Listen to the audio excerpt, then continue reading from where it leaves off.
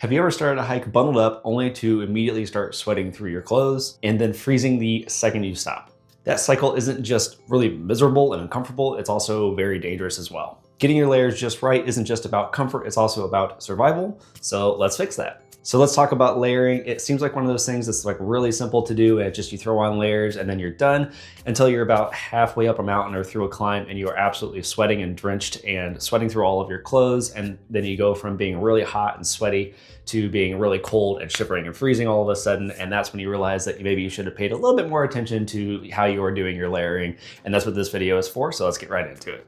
So the problem is most backpackers, especially beginners, dress and layer for how they want to be feeling at camp, not how they want to be feeling while they're actually doing their hike. So we've all been there. You start out cold, you're freezing, you throw on every single layer that you have, and then 15 minutes later, while you're doing your backpacking trip, while you're hiking, in the middle of your hike, all of a sudden you are absolutely sweating and drenched. And then to make it worse, you are sweating and drenched, and then you stop for 15 minutes to filter water or take a bathroom break or whatever it is, and now you are suddenly freezing and you're cold and you're clammy and you can't get warm at all, and all of your layers are soaking wet. And here's the thing with that, moisture and then wind, especially when it hits that moisture, isn't just uncomfortable, it can be really dangerous because it can lead you into hypothermia in the worst cases, or in the least cases, it's actually just very uncomfortable and it makes your trip miserable. So that's what we're trying to avoid in this video.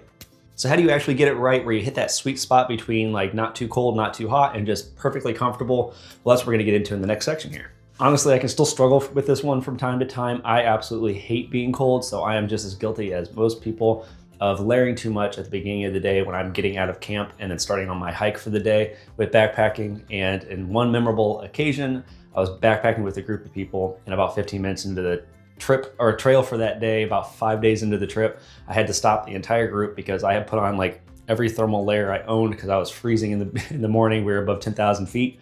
And I had to stop the entire group, go off into the bushes, strip everything off, and then re-layer, repack all those thermals into my backpack. I had just finished making it really nice and comfortable. And then we had to get back on the trail and then keep hiking, but it cost us like 15, 20 minutes because I just hadn't layered correctly. And I had already started to sweat, and then the cold wind would hit me and I could feel the freezing happening already. And at 8 a.m. in the morning, 10,000 feet up into the air, you really don't want that situation because it can be really dangerous. So that trip, along with other ones, taught me some really important things. Mostly that layering isn't just about piling on a bunch of gear until you feel warm in the moment. It's really about managing this system of heating and cooling and wind resistance and comfort. So now we're just gonna break down the system of layering, what it means, what you should be doing, and how to actually make yourself really comfortable on the trail and keep yourself safe. So the first one we're gonna talk about is your base layer. Your base layer is really just the foundation of your entire clothing kit, if you want to call it that. It's really about keeping you dry, not necessarily about keeping you warm. So since it is like basically your second skin, it's right up against you, its main purpose is to really wick that moisture as you're sweating and keep yourself dry during that whole process. So for a base layer, you should go for something like a merino wool, which is to wick moisture, or a polyester blend. So that way you're basically just not wearing cotton. You should never be wearing cotton on the trail. I preach about this all the time. But polyester or merino wool is your best friend for base layers.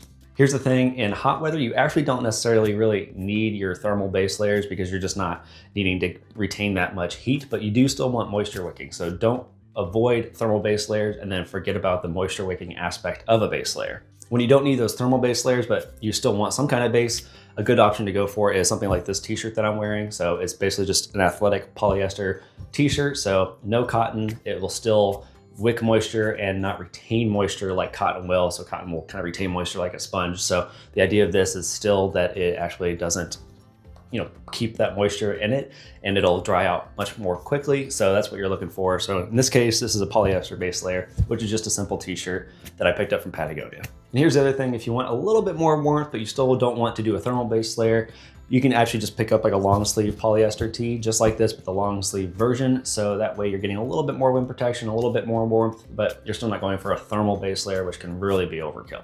So here's the mindset shift that you really need to be thinking about, is that all of your layering is not about how you want to be feeling at camp. It's about how you want to be feeling while you're actually on your hike and going on your backpacking trip, when you're out on the trail and moving, being active and generating heat yourself. It's really about that comfort in motion, not that comfort while you're at a standstill, if that makes sense. The mid layer can sometimes cause the most confusion because people aren't really sure what to do with it. So they go from a base layer straight to like a shell, which we'll talk about later. But the mid layer is really important for kind of maintaining that heat and kind of trapping it when you're generating it. The big thing about your mid layer is that it is your insulation layer. So it needs to generate warmth, yes, but it also needs to be able to trap that warmth in. And it also needs to be able to vent that warmth when you don't need it. So it has a lot of work to do and it has a lot of jobs. And that's why the mid layer is actually really important for you to get a good handle on. Like I said earlier, your mid layer needs to retain warmth and help with your your warmth factor, but it also needs to be able to breathe really well. So a good example of that would be this quarter zip mid layer, Patagonia kind of quarter zip here. So it's made out of polyester. So once again, no cotton. It's not going to retain moisture, but it's also going to be able to vent well and release heat well as it needs to. But when it's underneath something like a larger mid layer or an outer shell, it's also going to help retain that warmth that you generate from your base. Another option for a mid layer is basically like a light down puffy jacket like this one. So keep in mind, this is a very lightweight puffy down. It is not a really heavy duty one. So it is meant to be a mid layer in this case and not necessarily an outer layer. Now what you can do, depending on the temperature that you're kind of backpacking in and that you're hiking in specifically, so while you're moving, is if you need a couple of base layers, for instance, I have the t-shirt base layer, then I have the quarter zip polyester mid layer, and then I have sort of my second mid layer, which is a down jacket. So this is actually a very common outfit for me when I'm going backpacking because I'm a little bit more cold-blooded and I like to be warm, especially in camp.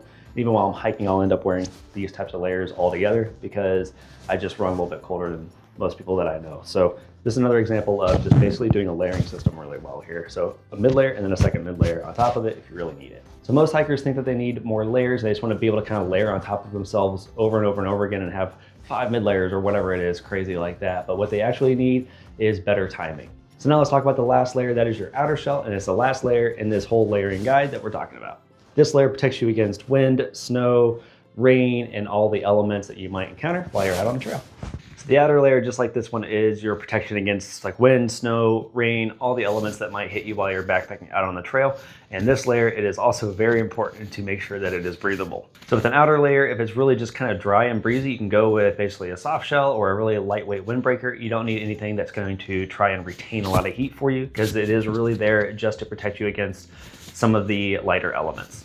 However, if it is going to be a particularly blustery day or a lot of rain or snow or blizzardy conditions, you can kind of imagine what I'm thinking of here. You're definitely going to want to go with some kind of more like rain jacket shell that's a little bit more durable and hardcore. And this is really key, and I've talked about this in other videos as well, is make sure you keep your shell really available in your backpack. So even if you're not wearing it at the time, make sure you have it kind of near the top of your pack or somewhere accessible, because when you need your shell, you really need your shell. It's sort of one of those like 0 or 100 things in my experience, is you go from not needing it at all, and then you get those late afternoon kind of alpine storms and just thunderclouds roll in all of a sudden, and now you're like sitting in a drenching downpour, and all of a sudden you really wish you had your shell on about 10 seconds before you did because you are already soaked through now. So make sure to keep your shell really accessible at all times.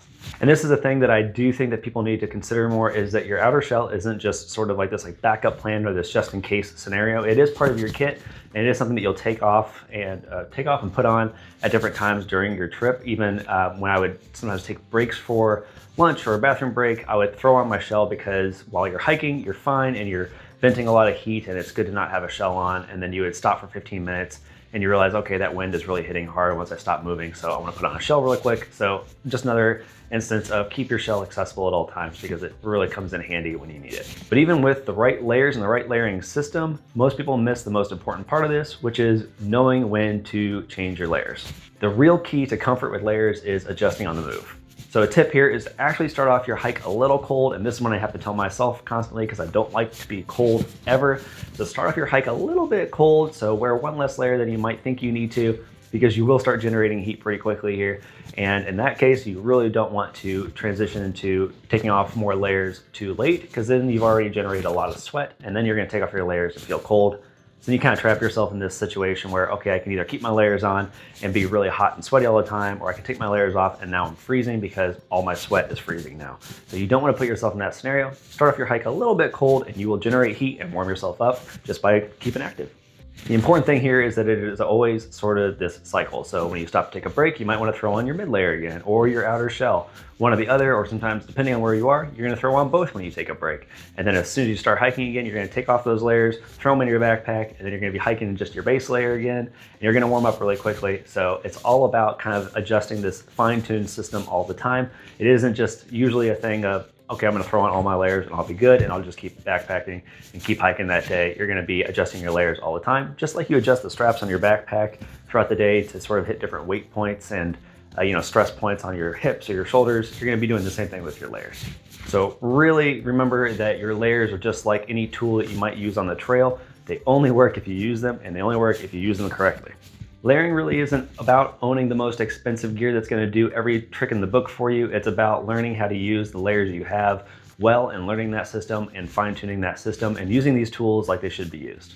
So stay dry, stay warm, and remember that your layers are tools just like everything else out on the trail. If you use them correctly, they're going to do really well for you. If you don't use them correctly, you're going to be disappointed in them. So get out there and have fun.